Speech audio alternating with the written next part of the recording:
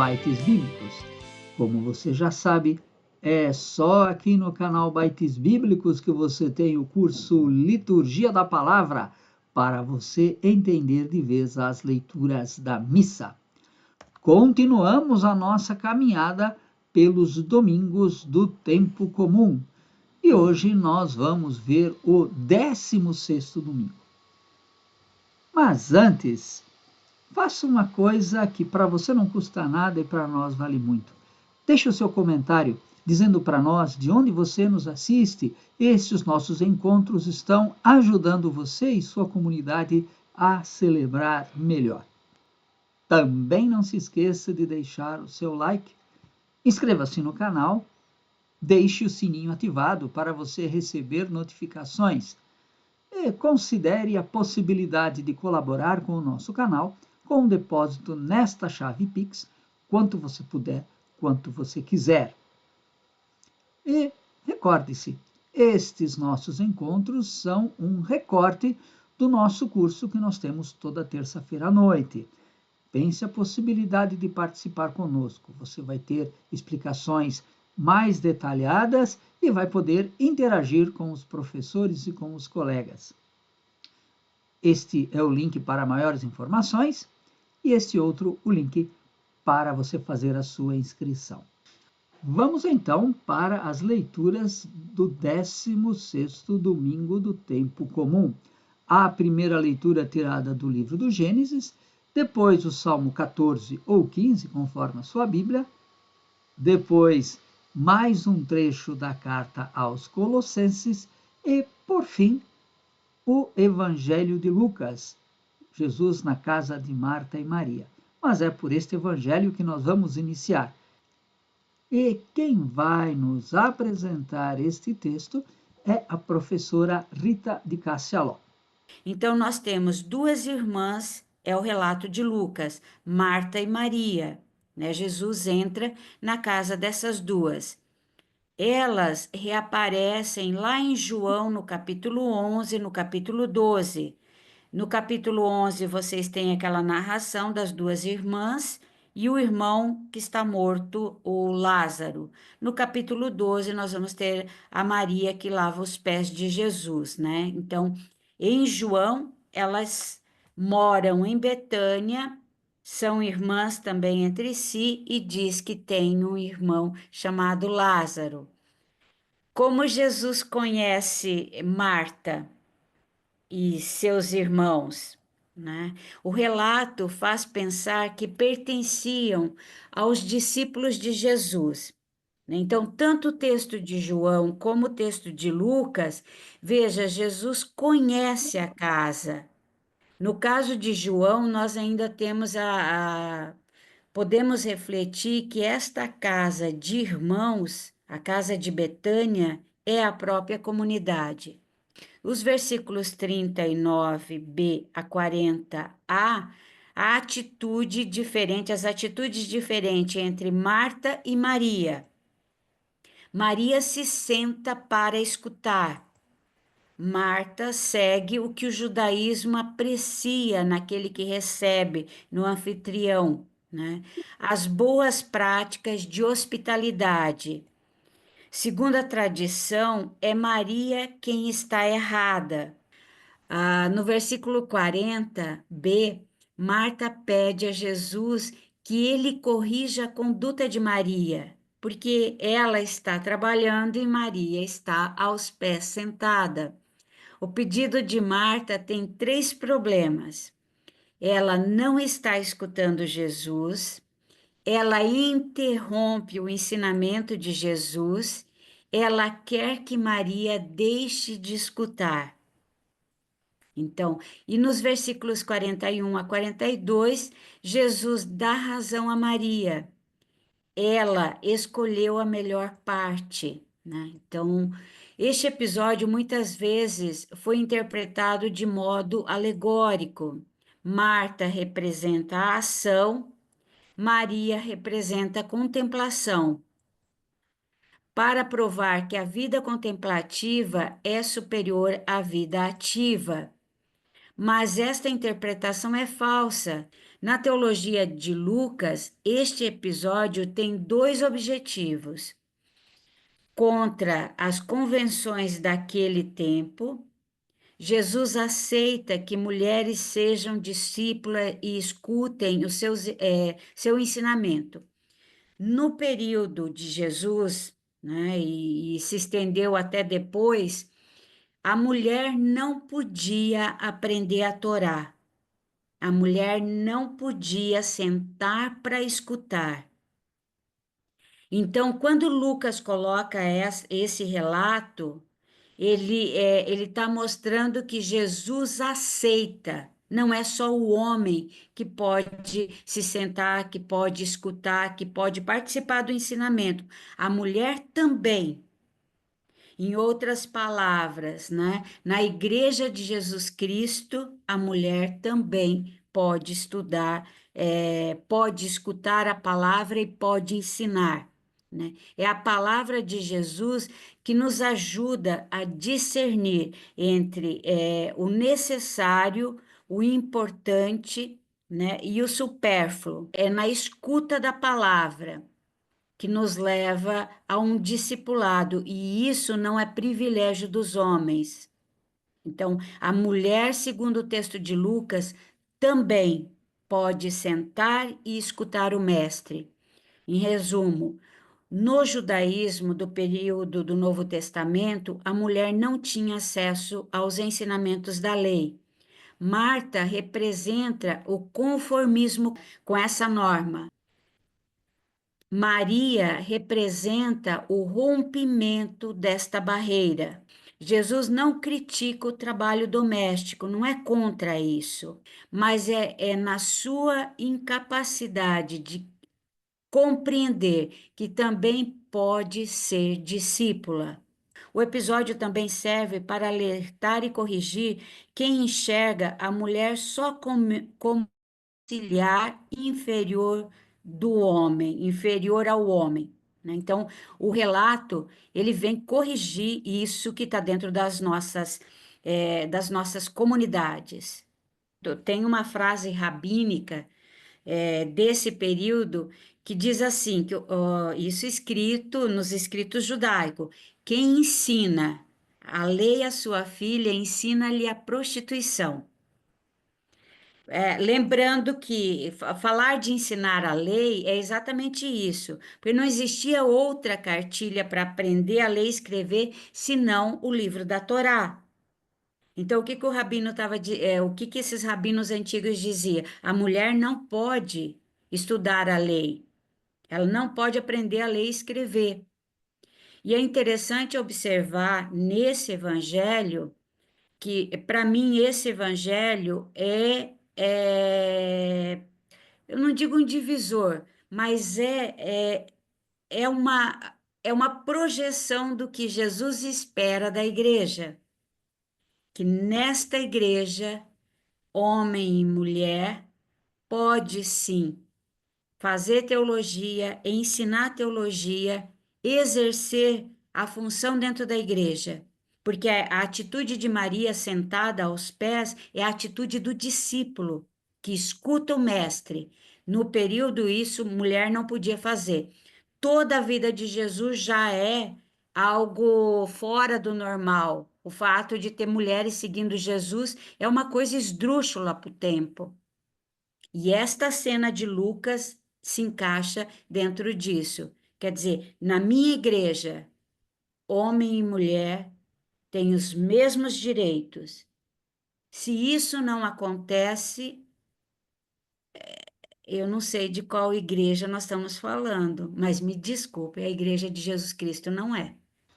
Você já tinha escutado esta interpretação de que Maria representa a vida contemplativa e Marta representa a vida ativa, e que este texto é usado para provar a superioridade da contemplação sobre a ação?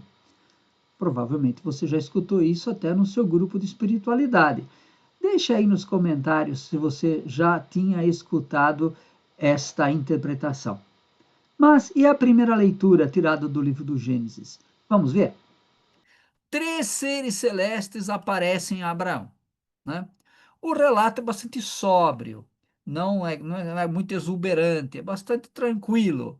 Mas, obviamente, a tradição cristã vai querer ver a Trindade, só que não existia Trindade nessa época, ou seja, não existia o conceito de Trindade. Então é mais seguro dizer que é Javé com dois anjos. E que é Deus que fica lá com Abraão, tomando um chimarrão, tomando uma cachaça, comendo lá o pernil do cordeiro, enquanto os dois anjos vão destruir Sodoma. Por quê? Nós temos que entender o seguinte, ó, provavelmente por trás deste relato estão mitos cananeus, de divindade que vem fazer uma visita, comer alguma coisa com o justo, para avaliar se o justo merece ou não a bênção, ou, eventualmente, para castigar o injusto. Nos versículos 3 a 8, nós temos a hospitalidade de Abraão. Então, essa ideia, né? O justo acolhe na sua tenda. Esse conceito é bastante forte e é importante porque a hospitalidade é um dos pilares das sociedades antigas. Rejeitar alguém que não tem onde ficar hospedado e pede abrigo é uma ofensa enorme. Tratar mal uma visita é uma ofensa imperdoável. Para violentar alguém nessa sociedade, você não precisa matar, não precisa agredir, basta não acolher. Já é uma violência. E por outro lado, a gente vê Abraão, que oferece o que tem de melhor, né? Que é símbolo da disponibilidade total. Aliás, se a gente prestar atenção, quanto tempo demorou essa visita? Porque ele mandou fazer pão, mandou matar o cordeiro, até dessangrar o cordeiro, até degolar o cordeiro, até preparar a carne. Deve ter ficado aí mais de um dia, né? Então, o relato ele é bastante enxuto nesse sentido, bastante apressado, né? É um relato popular. E depois o relato termina com Deus que promete a Abraão um filho, que é a recompensa do justo. A hospitalidade do justo cura a esterilidade. Quer dizer, a hospitalidade do justo é remédio para os seus problemas ou faz vir o remédio à sua dificuldade. E agora que vimos a hospitalidade do justo que recebe Deus na sua casa, vamos ver as condições para o justo ter acesso à casa de Deus. Veja aí o salmo de hoje. Lembrando sempre que os salmos não são todos iguais, e nós classificamos, estudamos os salmos com um dos artifícios para estudar os salmos são chamados gêneros literários, e este salmo aí pertence ao chamado gênero literário salmo de ingresso ou salmo da porta. O que é isso? Nós temos que entender o seguinte, ó. É uma espécie de rito de entrada para os peregrinos que chegam no templo. Agora, com essa história com o Ano Santo, que tem as igrejas jubilares, que tem a porta, também tem todo um ritual, né, de visitar as igrejas para receber o carimbinho lá do percurso do Ano Santo. E não é simplesmente chegar e passar pela porta, também tem lá oração para fazer, etc. Da mesma maneira, havia todo um rito para os peregrinos que chegavam ao templo de Jerusalém, não era simplesmente abrir a porta e abrir a porteira e passar boiada. Não era bem isso, né? Havia um diálogo entre o sacerdote e os peregrinos. Do lado de dentro ficava o sacerdote, do lado de fora os peregrinos antes de entrar. E do lado de fora, os peregrinos perguntam, quais são as condições necessárias para entrar na casa. Senhor, quem entrará no santuário para te louvar? Isso que eles perguntam. Do lado de dentro, o sacerdote apresenta a lista das condições necessárias, né? Quem tem as mãos limpas e o coração puro. Então a gente tem que imaginar esse negócio em um diálogo. O pessoal vive cantando essa música e não sabe para que que serve, canta no ato penitencial. Não deveria ser isso, devia ser na entrada, devia ser o sacerdote do lado de dentro, o povo do lado de fora, e esse diálogo acontecer. E aí, quem não cumpre a justiça, quem não engana o próximo, né? Quem não tem as mãos limpas e o coração puro, então vai embora porque não pode entrar. Pelo menos essa é o rito dizia isso, né? Nós temos, como eu já falei, dois salmos, salmos de ingresso, os salmos da porta, o salmo 14 e o 15, que é o de hoje, e o salmo 23 e o 24, uma primeira parte do salmo 23 e 24, tem este mesmo diálogo com as mesmas condições. A pergunta dos peregrinos fora do templo, né? Senhor, quem pode entrar no teu santuário? E aí vem a resposta do sacerdote, que está lá, ou dos sacerdotes, né? O comportamento necessário para ter autorização para atravessar a porta: andar com integridade, praticar a justiça, ser sincero, não caluniar, não prejudicar, não insultar, não valorizar o ímpio, mas, ao contrário, honrar quem teme a Javé. Não cobrar juros nem acertar suborno. São as condições. Isso aí não precisa nem explicar, né? São autoexplicativas. Agora, este salmo, então, apresenta, se vocês forem ver, são os mesmos mandamentos. São os mesmos mandamentos do Decálogo, os mesmos mandamentos do Código da Aliança, só que colocados na prática. E o salmo termina com uma bênção para quem cumpre tudo isso. Quem cumpre tudo isso jamais vacilará, quer dizer, vai ter a bênção de Deus, vai ser feliz, será bem-sucedido. Você já tinha escutado essa explicação sobre o Salmo 14 e o 15? Interessante, não é? Mas veja aí uma dica da Rita para a nossa catequese.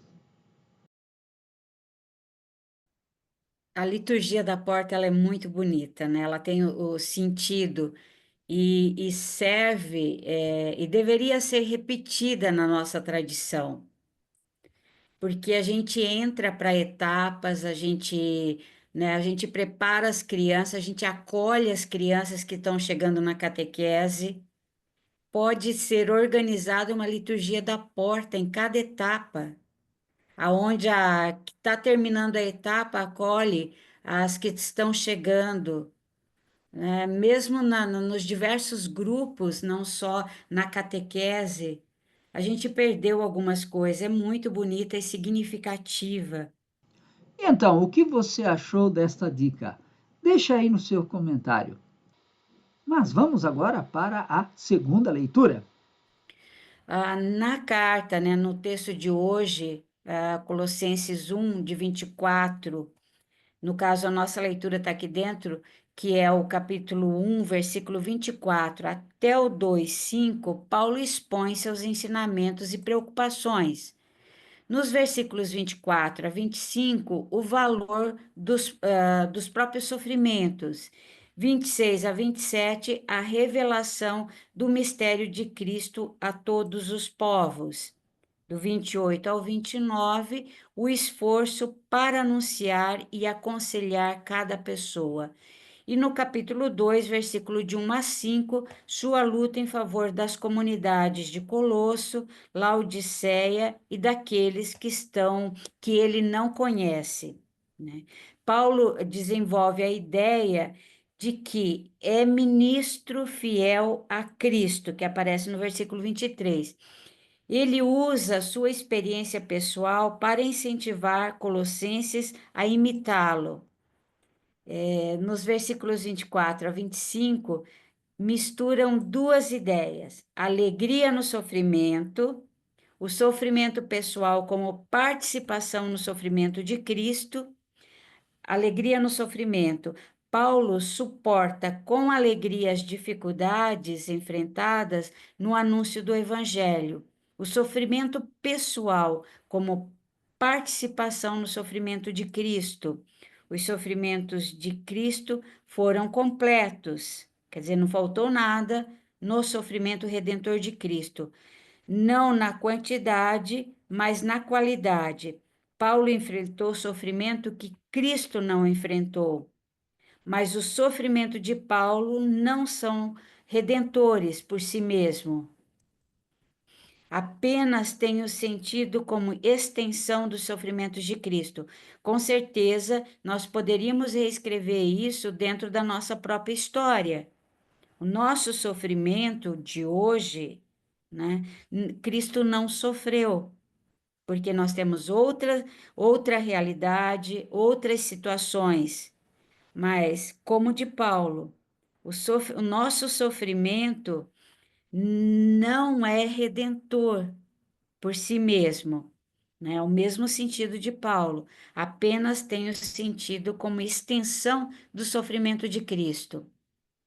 Versículo 26 a 27, a salvação em Cristo é um mistério agora revelado.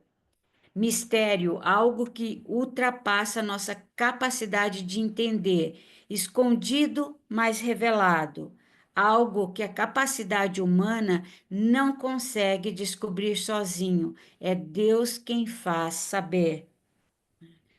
O versículo 27, a segunda parte, né? B.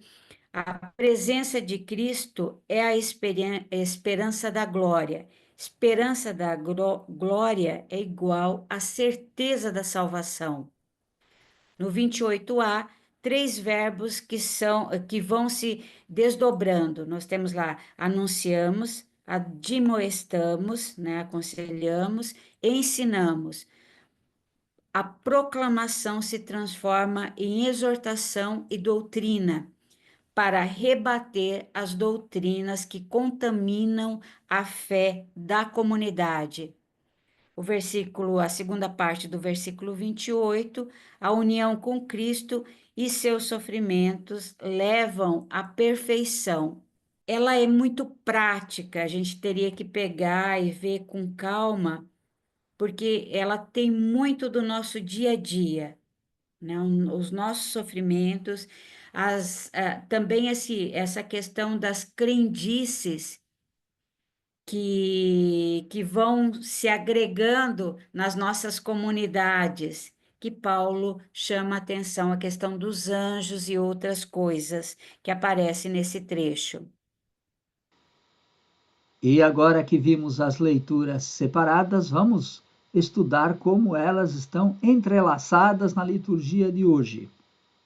O Evangelho e a primeira leitura foram colocados ali, aliás, a primeira leitura foi colocada para responder este Evangelho por causa da hospitalidade, mas também disponibilidade e escuta. Vocês se recordam, né? A primeira leitura, no Evangelho, nós temos Jesus na casa de Marta e Maria, e na primeira leitura nós temos Deus na tenda de Abraão.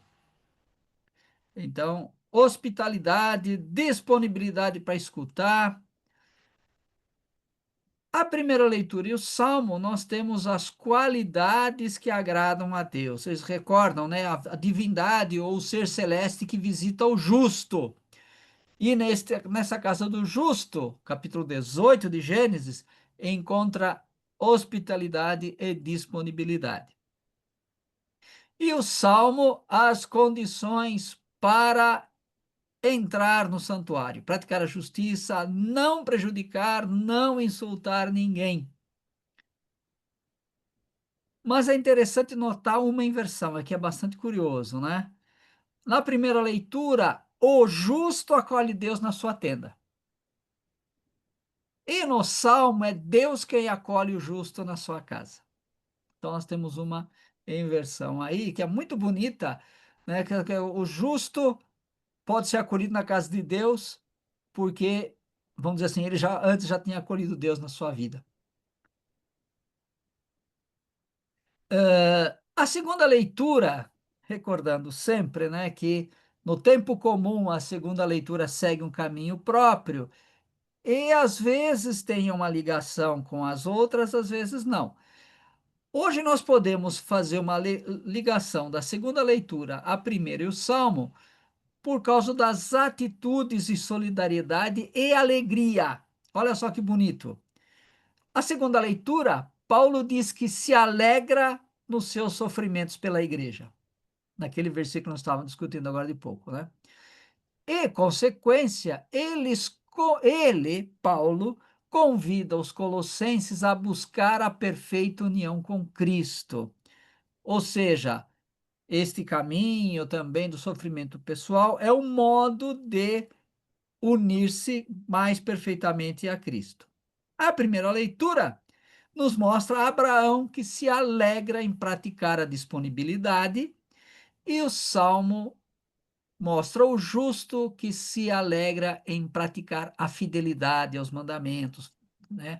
Fidelidade à Torá. E por fim, o momento que todos esperam, nossas sugestões para uma homilia ou para uma catequese. Pegando sempre, tentando de alguma maneira pegar aí o ponto de referência do ano jubilar,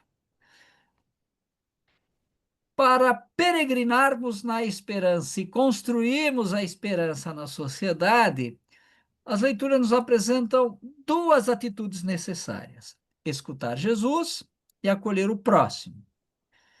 No Evangelho, então, nós temos, partindo do Evangelho, uma boa reflexão seria a gente refletir em comunidade quais são os desafios, tanto nosso pessoal como o desafio da nossa comunidade, para manter o equilíbrio entre ação e escuta, para evitar, de um lado, aquela espiritualidade desencarnada, a mera vida contemplativa, que eu não estou dizendo que não é boa, mas existe uma vida, um tipo de comportamento contemplativo que é fugir do mundo e não se importar com o que está acontecendo. E, por outro lado, negar totalmente a espiritualidade e cair num ativismo social. Então, o equilíbrio entre a ação e escuta. Sem falar, né, daquele detalhe, né, de evitar ver a mulher somente como auxiliar inferior. Não é isso que o texto do Evangelho nos mostra hoje. Na primeira leitura, de novo, né, a nossa dificuldade em reconhecer no próximo a pessoa de Deus que nos convida a sair daquilo que nos é mais cômodo. O Salmo e a segunda leitura nos mostram, cada um ao seu modo, dois convites para praticar a solidariedade. No Salmo, em forma de questionamento: você já fez algum gesto de solidariedade hoje? Quem entrará, Senhor, quem entrará nessa casa? Você já praticou algum gesto de solidariedade hoje? É claro que o padre não vai ficar na porta perguntando, mas a dinâmica seria esta, né? Olha, nós viemos aqui rezar porque a gente não pratica a solidariedade, se hoje nós não fizemos bem para ninguém. E a segunda leitura em forma de testemunho, né? Paulo, que dá o seu testemunho, a sua experiência pessoal de sofrer com alegria em favor da comunidade, ou se a gente preferir, a alegria de sofrer com disponibilidade para a construção da igreja. Tenho certeza que o nosso encontro de hoje foi novamente provocativo e trouxe boas dicas, boas sugestões para a sua vivência, para a sua pregação, para a sua catequese. Por isso, deixe nos comentários o que você gostou do encontro de hoje. Não se esqueça de deixar o seu like, o seu joinha, inscreva-se no canal, marque o sininho para receber notificações e compartilhe este vídeo para que mais pessoas possam receber da riqueza da palavra de Deus. Pense na possibilidade de participar do nosso curso toda terça-feira à noite. Como você já sabe, esse é o link para maiores informações. Esse outro é o link para você fazer a sua inscrição. E colabore com o nosso canal com um depósito nesta chave Pix, quanto você puder, quanto você quiser. Por menos de um refrigerante ou de um café por mês, você ajuda o nosso canal a continuar o seu trabalho. Que a sua casa e a sua comunidade sejam lugares em que Deus é acolhido não só no coração, mas também na pessoa do próximo. Boa celebração para você.